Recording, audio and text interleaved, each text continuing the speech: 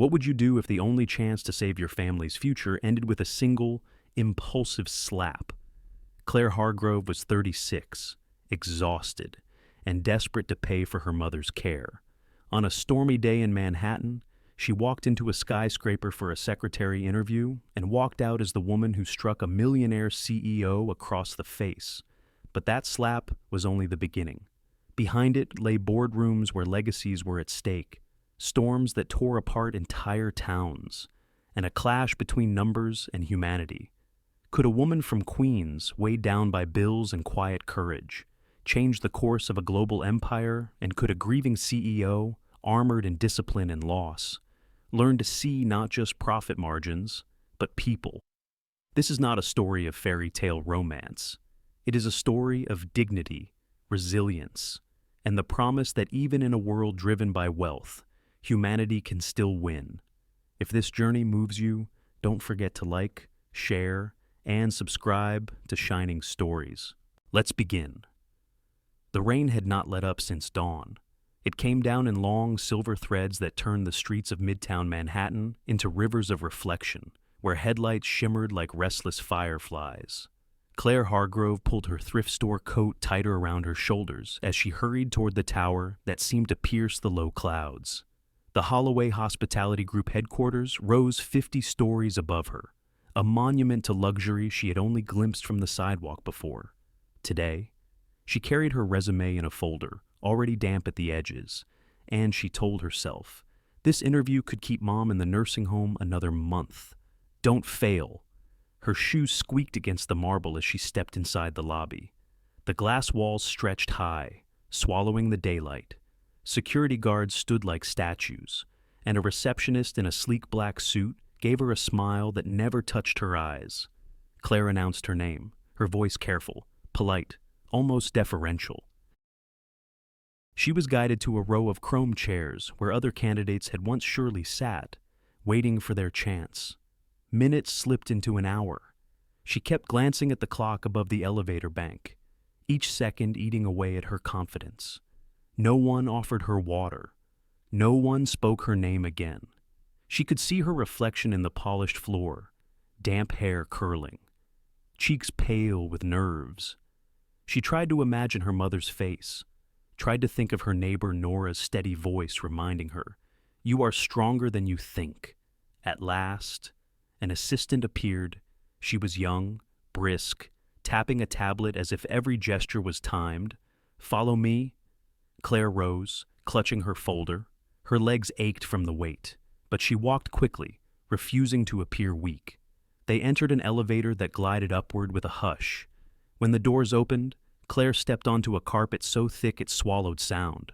The assistant led her down a hall lined with framed photographs of Holloway resorts, beaches in Greece, chalets in the Alps, city skylines lit like jewels. All of it felt impossibly far from Claire's own life, of bus rides and secondhand coats. Then, the assistant stopped at a set of double-glass doors. She opened them without knocking. Inside, the office was enormous, with windows stretching across the skyline, and there, behind a desk of dark wood, stood Grant Holloway. Claire had seen his picture in the news. In person, he looked taller, broader, the kind of man who filled a room without moving. His suit was tailored in shades of midnight, his hair touched with gray at the temples. His eyes were a stormy blue that seemed to measure her before she spoke a word. "You're late," he said flatly. Claire's throat tightened. I arrived on time. I was waiting." He cut her off with a flick of his hand. "If you had real initiative, you would have made sure I noticed you sooner. Sit." The assistant slipped away, leaving the two of them in silence. Claire sat, forcing her knees not to tremble. She laid her folder on the desk. Grant did not open it. Instead, he leaned back, his gaze sharp. "Why should I waste my time on a secretary who spent years waiting tables in Queens? Do you think answering phones here is the same as balancing plates of burgers?" Heat flooded her cheeks. She had scrubbed tables, yes, and folded napkins until her hands cracked, all while saving every dollar for her mother's care. But hearing it spoken with such disdain cut deep. She swallowed hard. "I know how to deal with people, how to listen, how to solve problems. Anyone can claim that. He leaned forward. What you don't have is pedigree. No Ivy League degree, no family connections, not even the right image. His eyes swept over her coat, her worn shoes. Do you think this company is a charity? Each word landed like a stone. Claire's chest tightened. She remembered her mother's voice in the nursing home, fragile, asking when Claire could visit again. She remembered the bills stacked on her kitchen counter, the calls from debt collectors. She had come here believing she might prove herself. Instead, she was being stripped bare by a man who seemed to take pleasure in her vulnerability. Something inside her snapped. She rose from the chair, her pulse hammering in her ears. "You don't know me," she said, her voice shaking. "You don't know what I've carried to be here." Grant smirked, a cold curve of lips. "What you've carried is irrelevant. What matters is whether you can serve me without faltering." The words sliced deeper than he intended. Claire's hand lifted before she could stop it. The crack of skin against skin echoed through the glass and steel office. Grant's head jerked to the side. Silence swallowed the room. For a moment, time itself seemed to freeze. Claire's palm stung. Her breath came shallow. She saw the shock in his eyes, not pain, but disbelief that anyone dared to strike him. The doors burst open. Security guards rushed in, their radios crackling. "Mr. Holloway." Grant raised a hand, still staring at her. "Escort her out." They didn't need to be told twice. One guard gestured, the other reached lightly for her arm. Claire pulled free, her pride the only thing holding her upright. She marched past them, down the long hallway, past the glossy photographs of places she would never afford to see.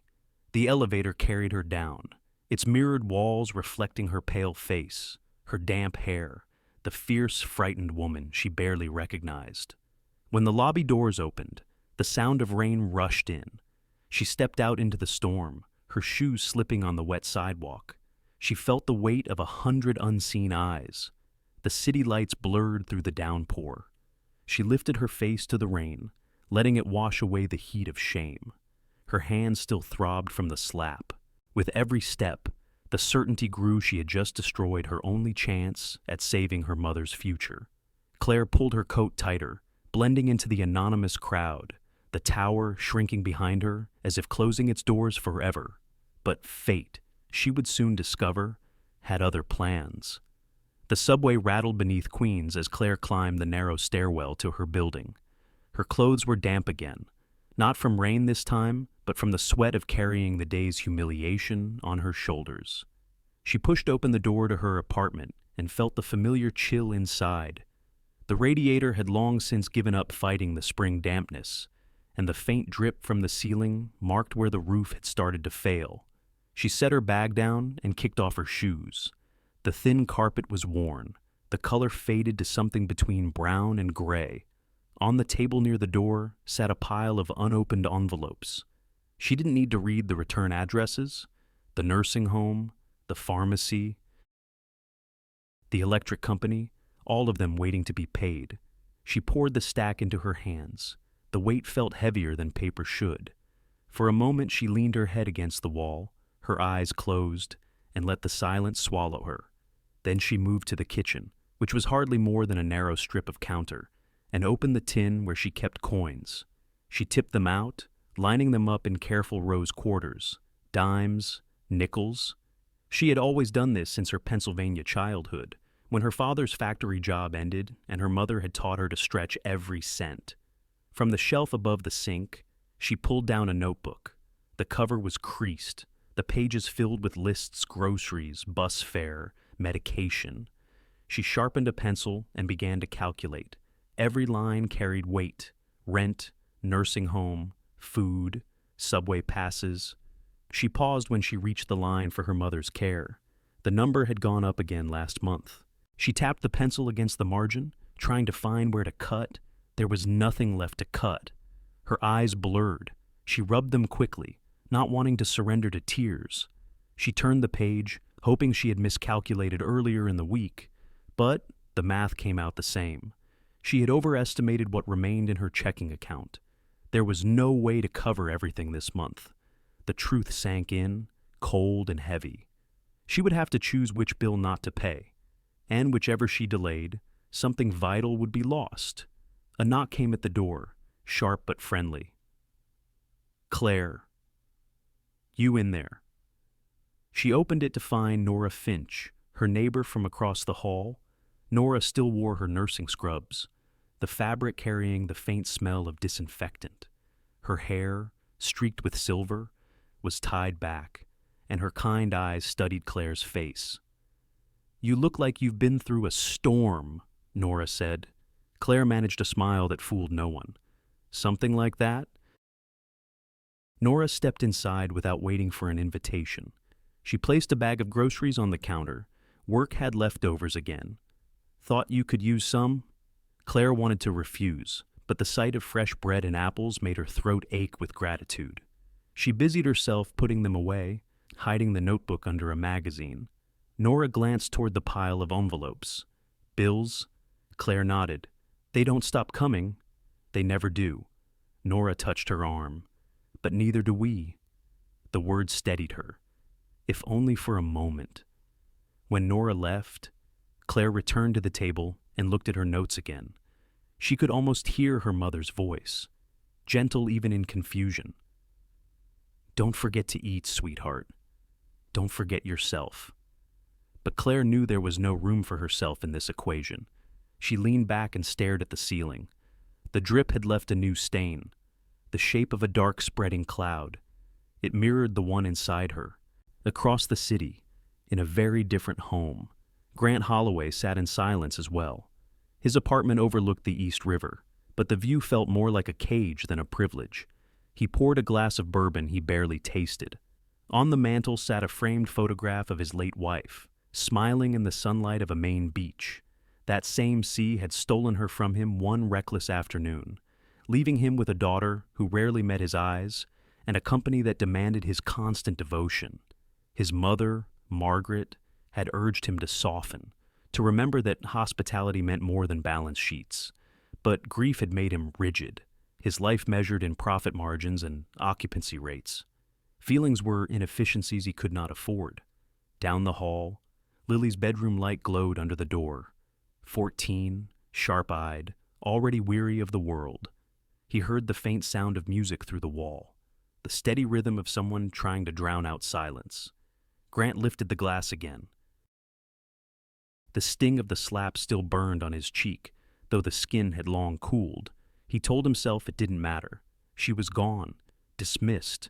Yet the memory intruded anyway, the fire in her eyes, the way her voice shook but did not break when she said he didn't know her. He pushed the thought aside, burying it under numbers. Back in Queens. Claire folded the envelopes into a neat stack and placed them beside her bed. The night had deepened. She lay down, pulling the thin blanket over herself, but sleep would not come. Her hand drifted to her face, then to her palm, still sore from the strike she had delivered. The image replayed in her mind, again and again, the disbelief in his eyes, the echo of the sound. She had acted without control, and now she would pay for it. As the city hummed outside her window, Claire whispered a silent prayer that tomorrow would bring a way forward. She had no idea that tomorrow already carried its own answer.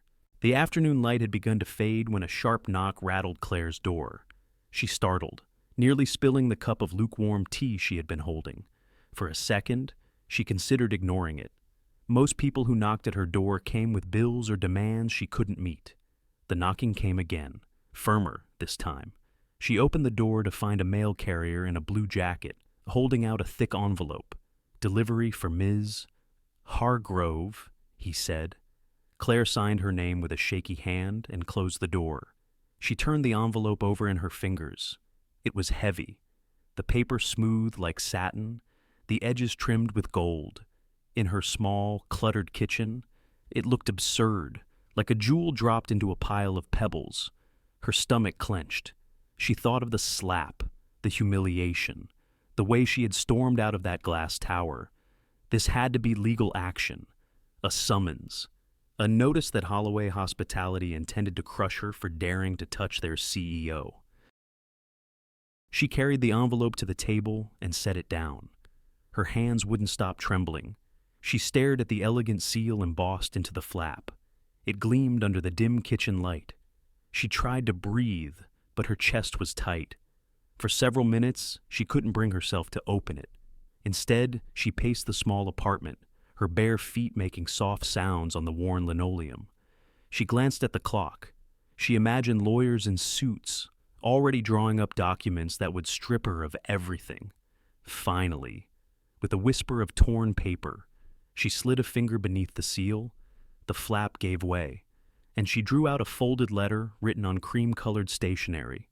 The handwriting was precise, flowing.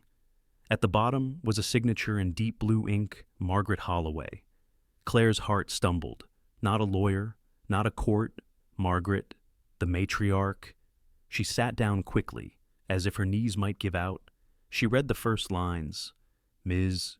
Hargrove, I would be honored if you would join me for dinner at my home on the Upper East Side. The words blurred as her mind raced. Dinner with Margaret Holloway. Why to scold her, to demand an apology, or perhaps to dismiss her face to face? In the quiet dignity of an oak-paneled dining room, her cheeks burned with shame at the memory of her hand striking Grant's cheek. She wanted to crawl under the floor and hide, and yet, beneath the fear, something else stirred. If Margaret truly wished to destroy her, why invite her with such courtesy? She read the letter again, this time slower. The sentences carried a weight that was not hostile. Formal, yes, but not cold. There was even a faint warmth between the lines, an acknowledgement that Claire's presence was desired, not merely tolerated. Still, her self-doubt screamed, "They're setting you up. They'll humiliate you again.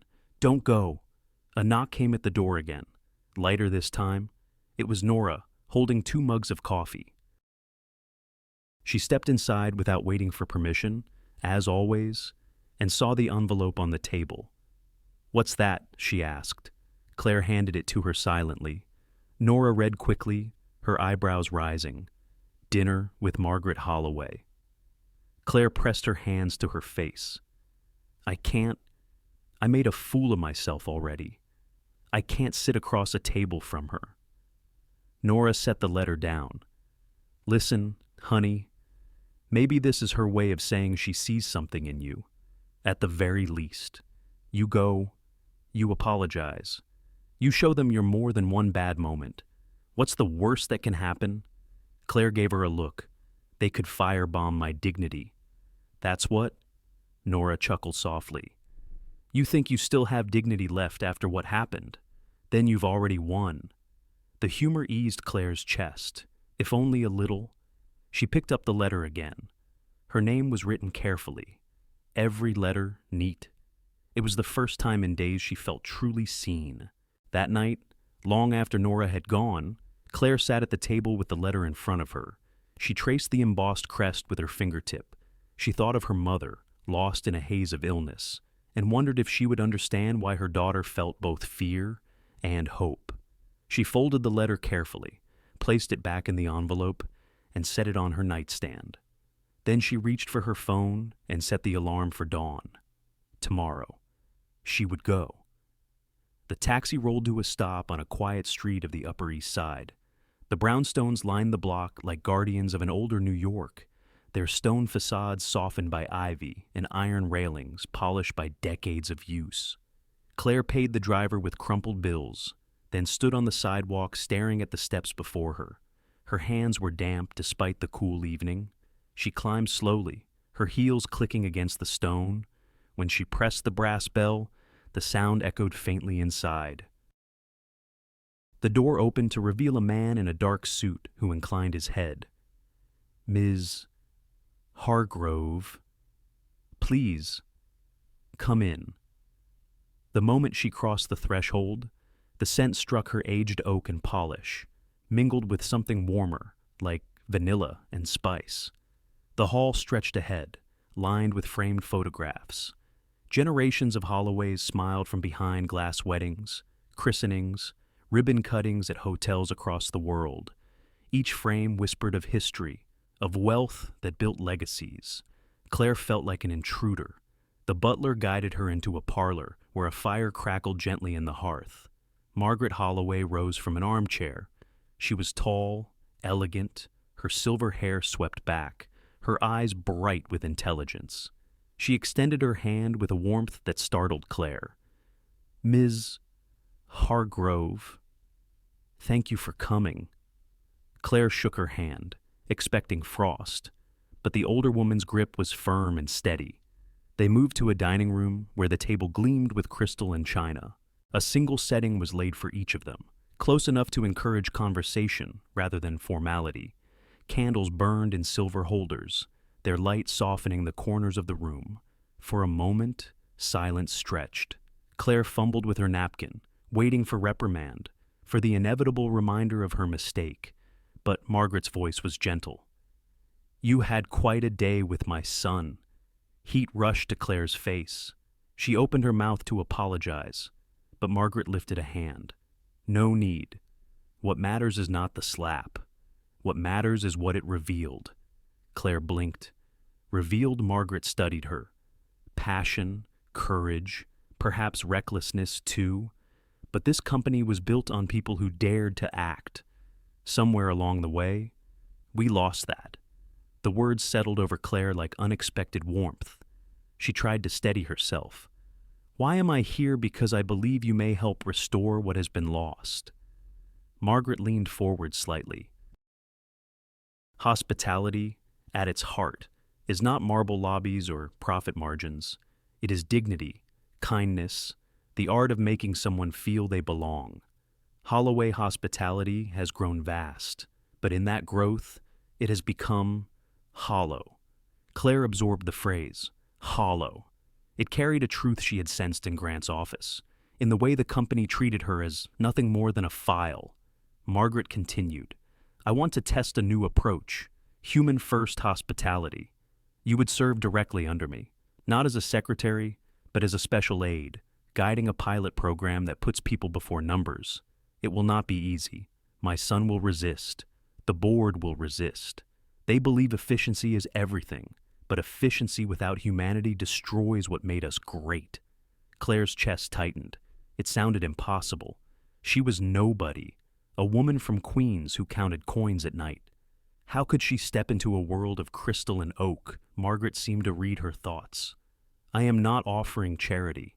I am offering challenge. You will be judged, questioned, perhaps even undermined, but you may also find a place where your voice matters." Dinner passed with quiet conversation. Margaret asked about Claire's upbringing, her mother's illness, her work in small hotels. There was no pity in her questions, only attentiveness, as if each detail painted a picture she wished to understand. Claire found herself speaking more openly than she expected, her words spilling into the candlelit air. After the plates were cleared, Margaret invited her to walk through the hall once more. They paused before a large portrait. Claire recognized the man, at once Grant, years younger, smiling with a woman beside him. The woman's eyes sparkled, her arm entwined with his. "My daughter-in-law," Margaret said softly. "Anna, we lost her to the sea." Claire felt the weight of grief that lingered in the house. The smile in the portrait seemed alive, yet the silence around it spoke of absence that could never be filled.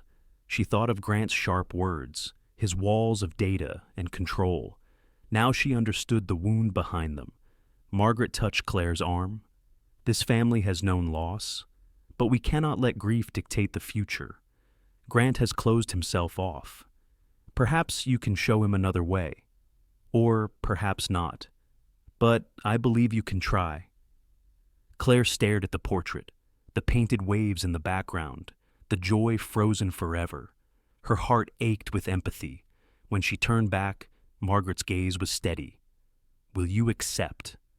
The silence stretched. Claire thought of the bills waiting at home, of her mother's fragile smile, of the shame that had followed her since that slap. She thought of how small her world had been, and how, for the first time, a door was opening into something larger. Her voice trembled, but she nodded. Yes, Margaret smiled, a slow curve that held both relief and anticipation. As Claire left the brownstone that night, the city lights glimmered on the wet pavement. Her steps were heavy, but not with defeat, with weight, with responsibility. She pulled her coat tighter, her mind racing with fear and fragile hope. Tomorrow, everything would change again. The text alert came just after dawn. Claire's phone buzzed on the nightstand, its shrill tone slicing through the fragile sleep she had managed. She reached for it, squinting at the screen, a coastal storm warning. Then another message followed from Holloway headquarters, marked urgent. By the time she turned on the television, the news was already showing it images of Holloway's historic seaside hotel in Maine, its tall white columns battered by rain, waves crashing against the seawall. The reporter's voice was almost lost to the howl of the wind. Authorities are urging residents to seek shelter. Power outages are spreading across the county. Emergency crews are struggling to reach the area. Her heart thudded. The Holloway name was everywhere, scrolling headlines. Photos of frightened guests huddling in the lobby. This wasn't a simple storm. This was a public disaster. A black sedan arrived within the hour. Margaret's driver held the door as Claire climbed in. Inside, Grant sat with his laptop open, eyes fixed on numbers that changed in real time. Revenue losses, booking cancellations, insurance figures. He barely glanced up when she entered. "We're flying to Maine," he said. "The board wants a damage assessment by nightfall." The jet was waiting at Teterboro. As they lifted into the gray sky, Claire looked down at the city dissolving into mist. Grant typed furiously, speaking into his phone, issuing clipped commands to managers already on site. His focus was relentless. Every sentence about cost, liability, and the company's reputation. Claire folded her hands in her lap, trying to steady herself. She had never flown private before. The leather seat smelled of polish, the cabin quiet except for the drone of engines and the scratch of Grant's pen. She thought of the guests in the hotel, children clinging to parents, staff working through the night. They weren't numbers. They were faces. When they landed, the storm had only grown worse. Rain lashed sideways, stinging her cheeks as she followed Grant toward a waiting SUV. The drive to the hotel was slow, roads flooded, trees bending under the wind. The Holloway Grand stood like a weary sentinel at the edge of the sea, its paint peeled under the downpour, windows rattling in the gusts. Inside, the lobby was packed. Families sat on suitcases, volunteers handing out bottled water. Staff in soaked uniforms hurried between groups, their exhaustion plain. Grant strode in, his presence commanding immediate attention. Managers rushed to him with tablets, listing room counts, damage reports, projected losses. He listened, nodding curtly, asking about insurance claims and refund percentages. Claire drifted toward a corner where a housekeeper sat, her hands shaking as she tried to wring out her apron. A man in his 60s pressed a towel against a child's forehead. The boy's lips were blue from cold. "Are you being taken care of?" Claire asked softly. The woman shook her head. "The generators are failing. Some of the rooms don't have heat." Claire looked up at the chandeliers, their lights flickering. Outside, thunder rolled like a warning. She crossed the lobby, searching for Grant. He was deep in conversation with the operations director, his tone brisk. "We can move unaffected guests to sister properties in Portland," he was saying. "File the claims immediately. We can't let this damage our quarterly reports." Claire stepped closer. "What about the people stuck here? Locals who lost their homes, rescue teams with no place to sleep?" Grant glanced at her, his patience thin. "We're running a hotel, Ms. Hargrove, not a shelter." Her stomach twisted. "Hospitality isn't only about profit. These people need us. Need doesn't pay the bills," he snapped. The words stung, but before she could answer, the lights went out. The lobby plunged into darkness, followed by the startled cries of children. The storm roared against the walls, louder now, merciless. Emergency lanterns flickered on, dim and unsteady. Guests clung to each other. A baby wailed. Staff tried to calm the crowd, their voices tight with fear. Claire's pulse raced. She could hear the sea pounding just beyond the walls, each wave threatening to break through. In the corner, a reporter's camera light clicked on, capturing every desperate face. This was no longer just a company crisis. It was a test of humanity. Grant barked orders to the managers, directing them to prioritize VIP guests to ensure the brand's reputation remained intact. But his words sounded hollow against the cries of the stranded. Claire stood frozen for a moment, caught between fear and the knowledge that doing nothing would cost more than money. She turned, scanning the crowded lobby. She saw the tired eyes of a firefighter, still in wet gear, the shivering shoulders of an elderly woman clutching her dog. She knew what had to be done, even if it defied every number on Grant's screen. Her hand tightened around the edge of the reception desk. A thought sparked, dangerous but necessary. What if we opened the hotel, not just for guests, but for all who needed shelter? The idea terrified her. It would challenge Grant, anger the board, perhaps end her role before it truly began. But as another crash of thunder shook the windows, she understood there was no other choice. The storm was raging outside, but the real battle was about to begin inside these walls. The lobby smelled of wet clothes and seawater. Rainwater dripped from the coats of the rescue team as they huddled in one corner, their boots leaving dark prints across the marble floor. They had been pulling families from flooded homes since dawn, and now, with the storm still raging, they had nowhere to go. Claire's eyes lingered on them. Their faces were drawn, their hands raw from ropes and cold water. One of them pulled off his helmet and let out a cough that rattled deep in his chest. They weren't guests. They had no reservations. And yet, they looked more desperate than anyone else in the room. She turned to Grant. He was bent over a clipboard, tallying room availability with the operations manager. His voice was firm, detached. We need to relocate paying guests to undamaged wings. That's the priority. Claire's frustration rose like the tide outside. What about them? She gestured to the soaked rescuers. They've been out there saving lives all night. They can't go back into the storm without rest. Grant barely looked up. They aren't our responsibility. Her chest tightened. She took a step closer, lowering her voice but not her urgency. Hospitality doesn't stop at the front desk. If we turn them away, the press will crucify us. But more than that, it's wrong. The words hung between them. For a long moment, Grant's jaw worked as if he were chewing on something bitter. Then, reluctantly, he gave a short nod. Fine. A limited block of rooms. Call it temporary relief. Claire seized the chance. She moved quickly, rallying staff to prepare rooms. Sheets were changed, towels warmed, trays of hot tea sent up. Within the hour, the rescuers were led upstairs. Their gratitude was quiet, tired, but it filled the hall like a blessing. Yet Claire knew it wasn't enough. The lobby still overflowed with locals who had lost their homes. A child whimpered against his mother's shoulder. An old man sat shivering with a blanket too thin to keep out the damp. She approached Grant again. He stood near the front desk, typing into his phone, his expression carved from stone. "We should open the kitchen," she said softly. He looked at her as if she had spoken in another language. "The kitchen. We're already stretched thin. We have food going to waste in storage," she pressed. "Let the chefs cook for everyone here. Make a community meal. People need warmth more than numbers right now." For a moment, she thought he would refuse. His eyes were hard, his shoulders rigid. Then the lights flickered again. Drawing frightened gasps from the crowd, a reporter's camera swung toward them, recording every second.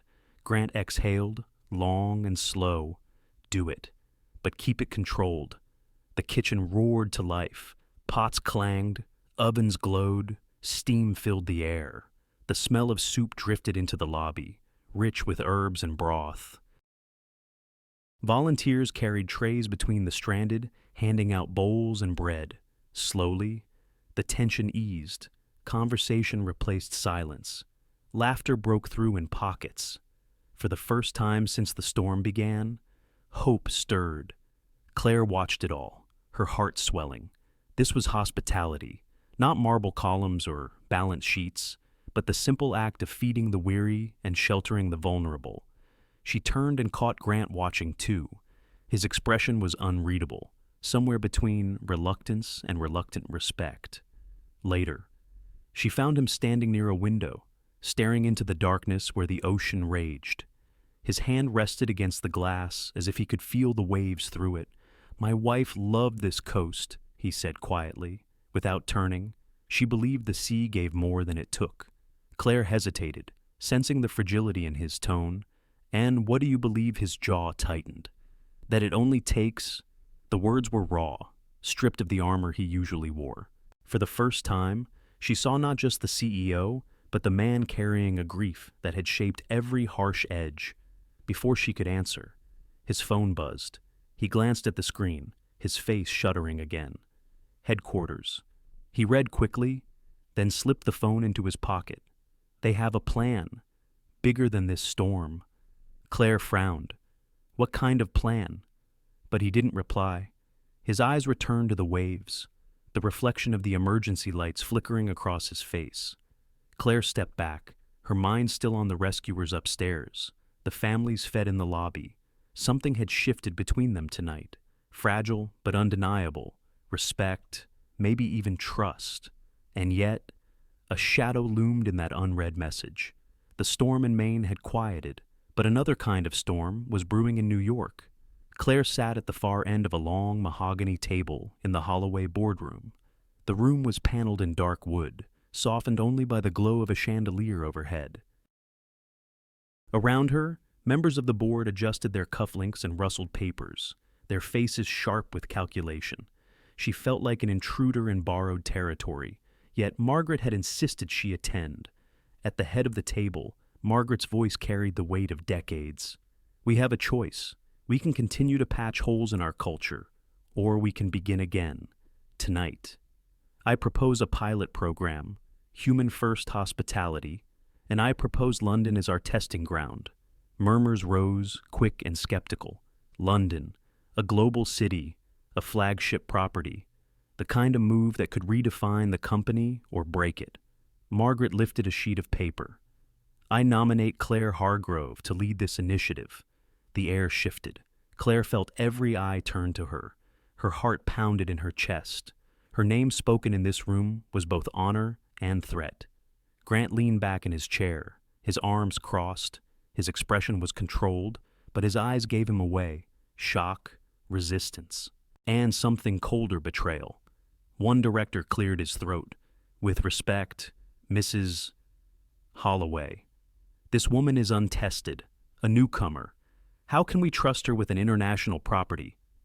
Margaret's reply was steady. "Because she remembers what we have forgotten. She sees people, not just figures. That storm in Maine could have destroyed us. Instead, it gave us credibility. The world saw Holloway Hospitality open its doors. That was her influence." Claire's throat tightened. She wanted to speak, to refuse, to explain she wasn't ready. But her voice stuck. She could only watch as the debate swirled around her. Some board members argued fiercely against the idea. Others softened as Margaret reminded them of dwindling guest satisfaction scores, of luxury competitors overtaking them in loyalty. Words like innovation and future were thrown across the table, but under them all ran the pulse of power. Grant's silence grew heavier. Finally, he spoke. "This is not a pilot. It is a gamble. And the stake is not just a building in London. It is the company's reputation. If she fails, we will not recover easily." His words cut deeper than the storm's wind ever had. Claire stared at him, her chest tight. He wasn't wrong. She was untested. But to hear him dismiss her so coldly after what they had endured together in Maine, after the fragile trust that had begun to form, left her hollow. Margaret looked directly at her. "Claire, do you accept?" The room waited.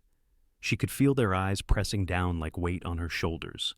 If she said yes, she might step into a world larger than she had ever imagined. If she said no, she might return to Queens, her mother's bills piling higher, her brief glimpse of change extinguished. Her mouth was dry, but she found her voice. Yes, the word echoed in her own ears, foreign and final. The meeting moved on, votes tallied, motions passed. Claire barely heard them. Her mind spun, images colliding her mother's fragile smile, the drenched rescuers in Maine, Grant's unreadable stare. When the session ended, the board members filed out with murmured farewells. Margaret lingered near the doorway, offering Claire a brief nod of approval before she, too, departed. That left Claire and Grant alone in the vast room. He stood slowly, gathering his papers with deliberate care. For a long moment, he said nothing. Then he looked at her, his voice low. "You just let her place you on the board's chessboard. Do you know what piece you are?" "Claire, you're not the queen, not even the rook. You're a pawn, and pawns get sacrificed." His words stung because they carried truth. She opened her mouth, then closed it again. She didn't know how to answer. He walked past her, the scent of his cologne sharp, his presence overwhelming even as he left. At the door, he paused, his voice quieter now. "London will test you, and it will test me. I hope you understand the cost." When the door shut, the silence pressed in. Claire sat again, her hands trembling against the polished wood of the table. She had agreed. She had stepped into their game. The victory of being chosen felt thin, already shadowed by the realization Margaret had set her against her own son. And Grant, with his grief and pride, would not forgive easily. Her phone buzzed. A message from Nora. How did it go? Claire stared at the screen, unable to type. Across the room, she imagined she could still feel Grant's gaze, cool and disappointed. It was not just a job offer. It was a wedge, driving deeper into a fracture she hadn't meant to cause. And yet, beneath the fear, a spark glowed, a chance, a door. But every door had a price. Back in New York, the rhythm of life became mechanical again. Meetings, schedules, reports. Claire noticed how quickly the warmth from Maine had faded into formality. She would see Grant across the long conference table, his posture impeccable, his eyes cool.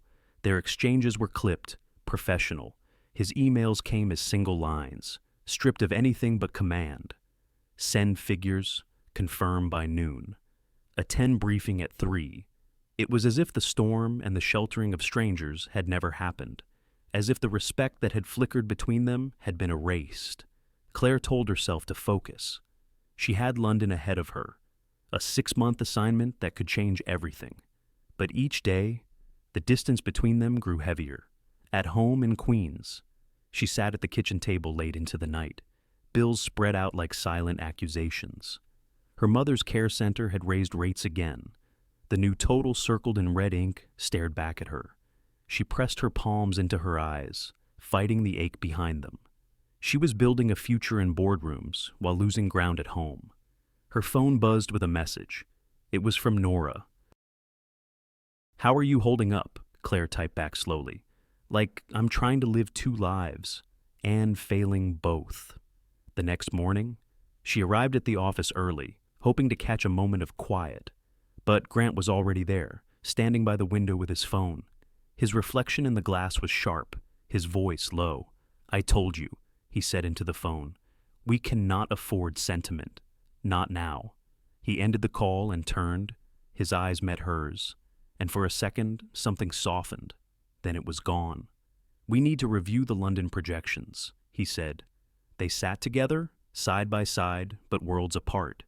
Claire pointed out the cultural differences, the need to adjust services for local expectations. Grant countered with cost analyses, occupancy forecasts, risk models. Each suggestion she made met with a wall of numbers. Finally, she snapped, "You're not listening. You're treating this like a ledger, not like people's lives." His jaw tightened. "And you're treating it like a charity, not a business. Do you think London is some experiment for your ideals? If you fail, you drag all of us down with you." Her chest burned. "I didn't ask for this role. Your mother put me here. But I'm trying. I'm trying because I believe this company can be more than profit sheets." Something in his eyes flickered anger or fear. His voice dropped, cold. Belief doesn't rebuild what you've lost. Numbers do. I learned that the hard way. Maybe you should too. The words hit harder than intended. Claire froze, her throat closing. He didn't need to say more. She understood. His wife, the sea. Loss measured not in sentiment, but in the cruel arithmetic of survival. Still, the wound was open now. She pushed back her chair, the legs scraping against the polished floor. I'm not your wife, Grant, and I won't carry your grief like it's my fault. The silence that followed was sharp enough to cut. His face went pale, as if she had struck him again. Regret stabbed at her, but pride held her still. She gathered her papers, her hands trembling, and walked out. That night, she boarded the subway home. The train rattled through dark tunnels, its lights flickering against the tired faces of strangers. Claire sat with her head in her hands, the weight of her words pressing down. She had spoken truth, but also cruelty. She had wanted to reach him, to crack the wall he had built. Instead, she had driven the wedge deeper. The city blurred past the window. She felt caught between two worlds, the world of brownstones and boardrooms, and the world of queens and unpaid bills. She didn't belong fully in either. As the train screeched into another station, Claire closed her eyes. Her heart felt heavy, her body exhausted, her future uncertain. She had chosen to step into their game, but tonight she wondered if she had already lost. It began with a single video clip, shaky and grainy, posted on a late-night forum. Within hours, it had spread to every corner of social media. Claire sat at her kitchen table, her laptop open, her hands frozen on the keyboard, on the screen. There she was, standing in Grant Holloway's office, her hand rising, the crack of the slap echoing through tinny speakers. Someone had added dramatic captions. The waitress who struck the king. She shut the laptop quickly, her stomach twisting. But it was too late. Her phone buzzed with notifications. Friends she hadn't spoken to in years sent links. Strangers tagged her name with insults. Headlines bloomed across news sites. Holloway hospitality scandal. CEO struck by candidate. Unprofessional or unheard. Hero. Her cheeks burned as she scrolled through comments. Some called her reckless, others worse. A few defended her, but their voices were drowned out by the noise. Her phone rang. It was Nora. Don't read it. Claire, don't give them that power. But Claire's voice shook. They're right. I lost control. And now, the whole world knows it. At Holloway headquarters, the board was in uproar. Claire walked into the marble lobby the next morning and felt eyes follow her, whispers trailing behind. The receptionist avoided her gaze. An executive brushed past her as if she were invisible. The meeting was swift and brutal. Several board members demanded her removal from the London project. She is a liability, one said flatly. We cannot risk our reputation on her shoulders. Claire sat stiff in her chair, heat prickling her skin. She wanted to argue, but every word felt like quicksand. She had no defense that would matter. The video spoke louder than anything she could say. Then the door opened. Grant walked in. The room quieted instantly. Cameras had caught him entering the building earlier, his face unreadable. Now, standing at the head of the table, he placed both hands firmly on the polished wood. The blame is not hers, he said. Claire's heart jolted. Grant's gaze swept across the board. That moment, the slap wasn't the problem. It was the symptom, a symptom of how far we've drifted from our purpose. She reacted not because she is reckless, but because we have become indifferent. Our processes strip people of dignity. Even in a job interview, we treat them as files, not as human beings. A murmur rippled through the room. He continued, his voice steady, deliberate. Claire Hargrove reminded us of what hospitality means. She may have struck me, but in truth, she struck the arrogance this company has allowed to grow. And for that, I am grateful. The silence was thick. Claire felt her breath catch, her defenses, the wall she had built after his coldness, wavered. She searched his face for mockery, for some hidden agenda, but his eyes held none. They were clear, earnest, and for the first time unshielded. The board could not ignore the public tide. Reporters were already outside, hungry for answers. And so, a press conference was called. Claire stood in the wings, trembling, as Grant faced the cameras. Flashbulbs burst like tiny storms. Microphones crowded the podium. "My name is Grant Holloway," he began, "and I want to speak about what happened in my office weeks ago." He paused, letting the murmurs fade. "A video is circulating of Ms. Claire Hargrove striking me. The truth is, she did, and I deserved it." Gasps filled the room. Claire's knees weakened, Grant's tone deepened, because that slap wasn't about disrespect.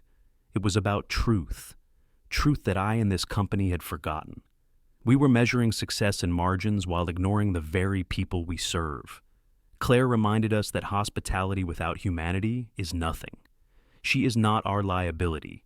She is our conscience. The words struck harder than any slap. Cameras clicked furiously. Some reporters lowered their pens, stunned. Claire's chest ached, her eyes burned, though she fought the tears. To hear him speak not with numbers, not with armor, but with raw conviction, it broke something inside her. By the next morning, headlines shifted. Holloway CEO admits fault, slap scene as wake-up call, from scandal to symbol of change. Public opinion turned. The hate softened into debate, and the debate into admiration. Claire's name was no longer a punchline, but a banner. At her desk, she scrolled through the new articles, still disbelieving. A photograph showed Grant at the podium, eyes steady, shoulders squared. Another showed her in the background, blurred but present. Nora called again. This time her voice was bright. "Honey, he didn't just defend you, he lifted you. The world saw it." Claire closed her eyes, pressing the phone to her ear. Her heart raced with a confusing mix of gratitude and fear. Gratitude that he had spoken for her. Fear of what it meant that he had reached across the gulf between them, that he had touched the very place she had vowed to protect.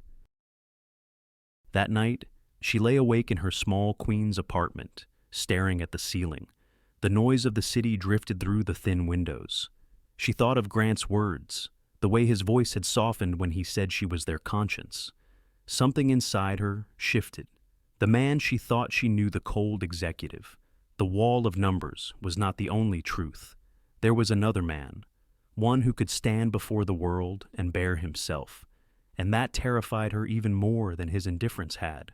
The boardroom was quiet except for the ticking of an antique clock on the wall. Its hands moved with steady precision, marking time in a space where lives and futures shifted in silence. Margaret sat at the head of the long table, her presence commanding but calm. Before her lay a folder bound in dark leather. She opened it with deliberate care and spread the papers across the polished wood. "This," she said, her voice clear, "is not about replacing one vision with another. It is about balance. Two tracts, two forces, data and humanity working side by side." Claire sat straighter, her pulse quickening. She glanced at Grant. His jaw was tight, his hands folded neatly, but his eyes flicked to the documents with a wary intensity. Margaret continued, "We call it the dual-axis model. On one axis, efficiency, technology, the numbers that keep us solvent. On the other axis, the human-first principles we've neglected. Neither can stand alone, but together, they create stability and growth that honors both people and profit." Her words hung in the air. Claire felt the weight of them, heavy and yet promising. Margaret tapped one page. "I want both of you to lead it, jointly." Grant's head turned sharply. "Joint leadership." "Yes," her tone was firm. "You, with your discipline, your relentless pursuit of excellence. Claire, with your courage to see beyond numbers. The board will resist unless they see unity."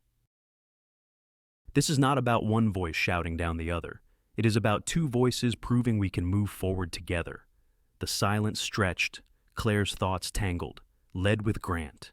After everything, after the words that had cut her in that conference room, after the way he had stood at a podium and surprised her with his defense, her chest ached with the conflict. But Margaret was right.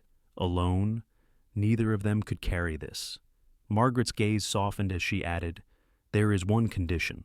We will establish a fund, the Heart of the Sea. It will support the communities along the Maine coast who still struggle after the storm. It will be the living proof that this company's soul has not died." Claire's throat tightened. The name alone stirred something deep.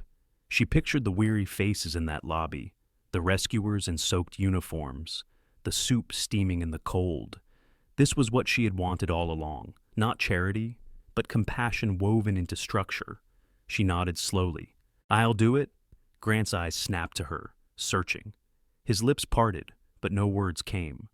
The silence between them was not cold this time. It was thick with something unspoken respect, perhaps, or reluctant recognition. Finally, he exhaled. "If this fails, it will be on both of us." Margaret's gaze sharpened. "If it fails, it will be because one of you refused to trust the other, and I will not let that happen." The air in the room shifted. Claire felt her shoulders straighten. For once, she wasn't walking alone into an impossible task. She was walking beside someone, even if that someone still frightened her in ways she couldn't explain. Margaret gathered the papers and closed the folder with a decisive snap. "Prepare yourselves. The board will demand answers. Tomorrow, you will give them not just numbers, not just ideals, but a vision, a shared one." Claire left the room with her heart pounding. The hallway outside felt colder, the marble echoing beneath her heels. She thought of her mother's fragile smile, of Nora's steady voice, of the countless lives hidden behind spreadsheets. She thought, too, of Grant's face when he finally nodded, the flicker of something vulnerable behind his control. This was no longer about proving herself. It was about proving that two wounded people, bound by loss and circumstance, could create something larger than either had imagined. That night, Claire sat at her kitchen table in Queens with the draft proposal in front of her. She traced the name Heart of the Sea with her fingertip. The ink smudged faintly beneath her skin. Her phone buzzed, a message from Grant. "We meet at 8 a.m. to finalize. Don't be late." She stared at the screen, a smile tugging at her lips despite the sternness of the words. Something had shifted. They were not friends, not yet allies, but they were no longer enemies either. As she set her alarm for dawn, she whispered to herself, "This is bigger than me," and she believed it. Tomorrow, the board would decide. The boardroom on the 50th floor seemed to float above Manhattan. Walls of glass revealed the skyline stretching in every direction, steel and stone softened by the pale morning light. But inside, the air was heavy. Decisions made here would ripple far beyond the room. Claire stood at the end of the polished table, her palms pressed lightly against the wood. Beside her, Grant adjusted his tie, his expression a mask of calm. Across from them, the board members waited, pens poised, eyes skeptical. Margaret sat at the head, her presence silent but commanding. "We are here to decide the future of Holloway hospitality," she said. "Mr.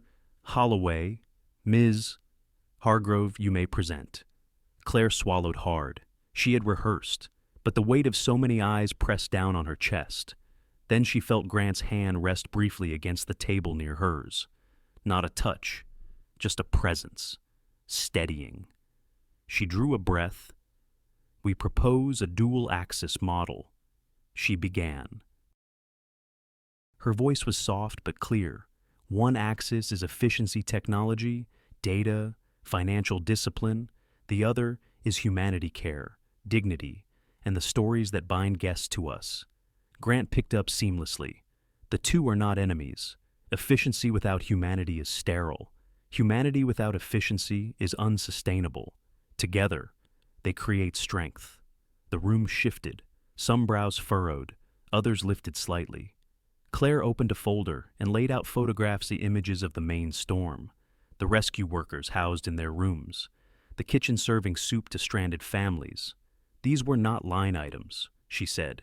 They were lives. And when we opened our doors, the world noticed. Bookings rose, not because of discounts or ads, but because people saw who we were at our best. A director leaned back, arms crossed. Sentiment doesn't pay shareholders. Grant met his gaze evenly. It does. If you measure loyalty, reputation, and long-term growth, data shows customer retention improves when guests feel valued. That is what we failed to deliver. This model corrects it. Claire's hands trembled slightly as she lifted the final sheet. And we propose the Heart of the Sea Fund, a permanent commitment to communities like those in Maine. Not charity, partnership. We thrive when they thrive. The words hung in the air, fragile yet firm. Silence followed. Then the questions began, projections, risks, governance. Claire answered steadily, speaking not as a candidate begging for a chance, but as a leader holding ground. Grant spoke with precision, balancing her warmth with his discipline. Slowly, the resistance softened. One board member nodded thoughtfully. Another scribbled notes, no longer frowning. Margaret watched, her eyes glinting with quiet pride. Finally, the chair of finance cleared his throat. Enough. Let us vote. A secretary distributed slips of paper. The scratching of pens was the loudest sound in the room. Claire's heart pounded, each tick of the clock stretching like a drumbeat. She glanced at Grant, but his face gave nothing away. The votes were collected, counted, and read aloud. On the motion of adopting the dual-axis model, approved. Claire exhaled shakily, her knees weak. On the matter of leadership, Grant Holloway retained as CEO. Grant's jaw tightened, but he gave a curt nod. And on the matter of special appointment, Ms. Claire Hargrove confirmed as special executive lead for the Human First Tract, to commence with the London project. The words rang in her ears. Confirmed, not debated, not postponed. Confirmed. A ripple of murmurs filled the room. Some members looked resigned, others even approving. Margaret leaned back, her lips curving in a rare smile. Claire stood frozen. She felt the weight land on her shoulders, heavier than any she had carried before. Yet beneath it was a strange lightness, as if something inside her had been set free. Grant turned to her, his expression unreadable, but there was no dismissal in his eyes this time, only acknowledgement. As the board dispersed, Margaret rose. You both have much to prepare. London will be watching, and so will I. When the room emptied, Claire walked to the window. The city sprawled below, restless and alive. Her reflection in the glass startled her. A woman not of queens alone, not of kitchens with dripping ceilings, but of boardrooms 50 floors above the streets. Grant came to stand beside her. For a moment, they said nothing. Then he murmured, "This is only the beginning." She nodded, her heart steady. The burden was great, but for once she did not feel crushed beneath it. She felt ready. The sea was calm that night. Waves rose and fell in a steady rhythm, their sound carrying across the newly restored veranda of the Holloway Grand in Maine. Lanterns glowed along the railings, their light golden against the deepening blue. Guests gathered in the ballroom for the reopening ceremony. At the front row sat men and women in orange rescue jackets, their shoulders straight, their eyes reflecting pride and exhaustion remembered. They had been the first through the flood, the ones who had pulled strangers from rising waters. Tonight, they were honored guests. Claire stood near the stage, her heart swelling as applause rolled through the room. She wore a simple navy dress, nothing extravagant, but it felt right. She thought of the woman she had been months ago, the candidate clutching a folder in the rain, humiliated, uncertain. That woman still lived inside her, but tonight she stood taller. Margaret opened the ceremony, her voice rich and sure. We honor not only the rebuilding of a hotel, but the rebuilding of trust. Tonight we launch the Heart of the Sea Fund. It will remind us that hospitality begins not with numbers, but with people. The crowd clapped, some rising to their feet. Claire felt her eyes sting. Later, as music filled the room and guests mingled, she slipped outside. the cool salt air wrapped around her, carrying memories of storms past. She leaned against the railing, letting the sound of waves steady her. "Beautiful night," a voice said behind her. She turned. Grant stood there, dressed in a dark suit, his tie loosened. For once, his posture was relaxed, his face unguarded. He held a small velvet pouch in his hand.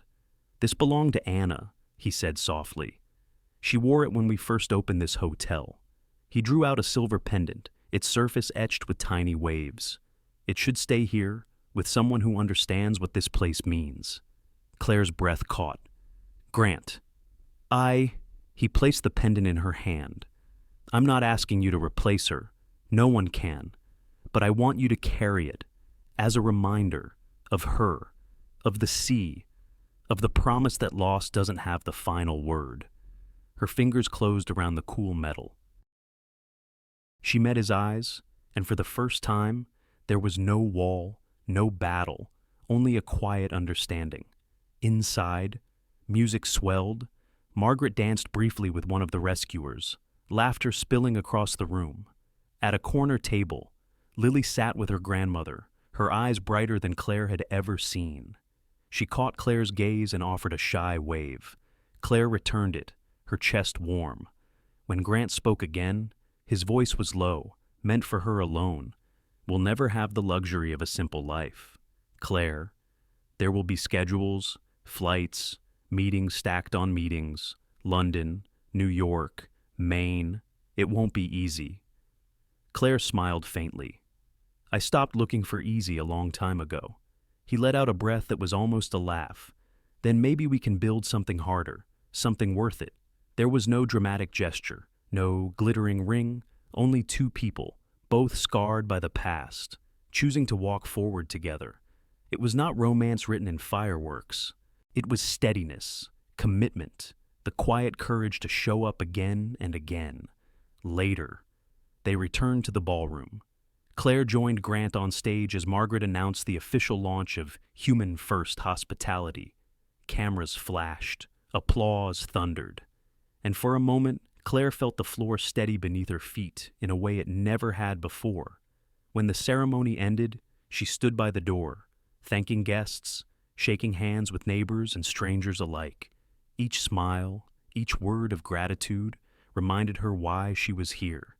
This wasn't only a job, it was a calling. The night drew on, and the waves outside kept their rhythm. Claire slipped the silver pendant around her neck, feeling its weight settle against her heart. She thought of her mother, now receiving steady care. She thought of Nora back in Queens, cheering her on. She thought of Grant beside her, and of the journey still ahead. Tomorrow they would board planes again. Meetings would resume. London awaited. But tonight, beneath the hum of music and the steady beat of the sea, they had made a promise not of ease, but of endurance, not of spectacle, but of trust. The heart of the Sea Fund had begun. Human First Hospitality was no longer an idea, but a movement. And Claire knew this was only the opening chapter of a story still being written. The waves kept rising and falling, as they always would, and she, at last, was ready to rise and fall with them. Life often teaches us that success is not measured only by titles, wealth, or numbers on a page. True success lies in the courage to hold on to our humanity, even when the world pushes us toward cold efficiency. Claire's journey reminds us that dignity can be found in the smallest choices, offering warmth to a stranger, standing firm in our values, or daring to believe we belong in places that once seemed unreachable. For those of us who have weathered decades of storms, her story feels familiar. We know the weight of bills, the ache of loss, the walls built around wounded hearts, and yet, we also know the power of compassion, the way one act of kindness can ripple farther than we imagine. Grant's change shows that even the strongest walls can crack when touched by honesty and care. No matter how far grief or pride may carry us, it is never too late to choose differently, to see people instead of problems. Perhaps that is the promise worth keeping, to live not only for what we can gain, but for what we can give. Thank you, dear friends, for spending your precious time with us and walking through this story together. If Claire and Grant's journey touched your heart, Please show your support, like this video. Share it with someone who might need its message, and don't forget to subscribe to Shining Stories. Your encouragement helps us bring more heartfelt stories to life. Until next time, may kindness and hope always guide your days.